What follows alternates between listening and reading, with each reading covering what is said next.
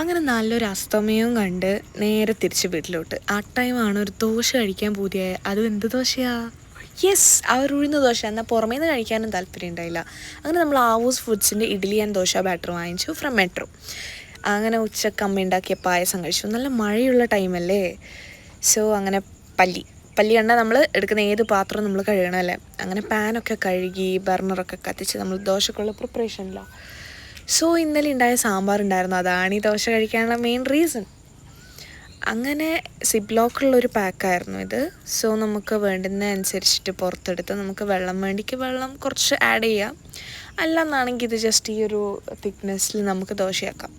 പിന്നെ നമ്മൾ Himalayan സോൾട്ടാണ് use ചെയ്യാറ്. അതൊക്കെ ഇട്ട് നമുക്ക് ഇതിൽ ഉപ്പുണ്ടാവില്ല കേട്ടോ, നമുക്ക് വേണ്ടുന്ന രീതിയിൽ നമ്മളാക്കിയെടുത്ത്. പിന്നെ ഇത് അറിയാലോ, വെള്ളം ഒഴിക്കുന്നത് ഭയങ്കര നല്ലൊരു രസമുള്ളൊരു പരിപാടിയാണ്. ഒരു ASMR അഥവാ ആസ്തറ്റിക് ഫീൽ കിട്ടാൻ നല്ലൊരു അങ്ങനെയൊക്കെ തന്നെ.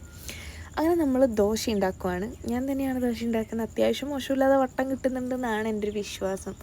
അങ്ങനെ നമ്മൾ ദോശയാക്കി. കുറച്ചുകൂടി വലിപ്പം വേണം തോന്നി എനിക്ക്. പൊതുവേ തിക്ക് ദോശയിലാണ് കുറച്ചുകൂടി നേരിയ ദോശ ഇഷ്ടം.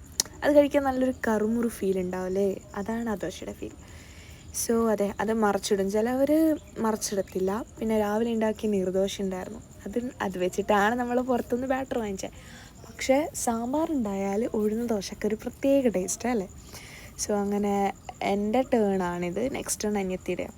സോ ഉച്ചക്കുണ്ടായത് കുറച്ച് പയറുണ്ടായിരുന്നു. സോ അമ്മ പറഞ്ഞു പയർ തോരൻ കൂടി കഴിക്ക്, ലൈക്ക് പയർ പുഴുങ്ങിയത് എന്നിട്ട് നമ്മൾ തേങ്ങ ഇതാക്കിയിട്ട് മിക്സ് ചെയ്യുന്നത്.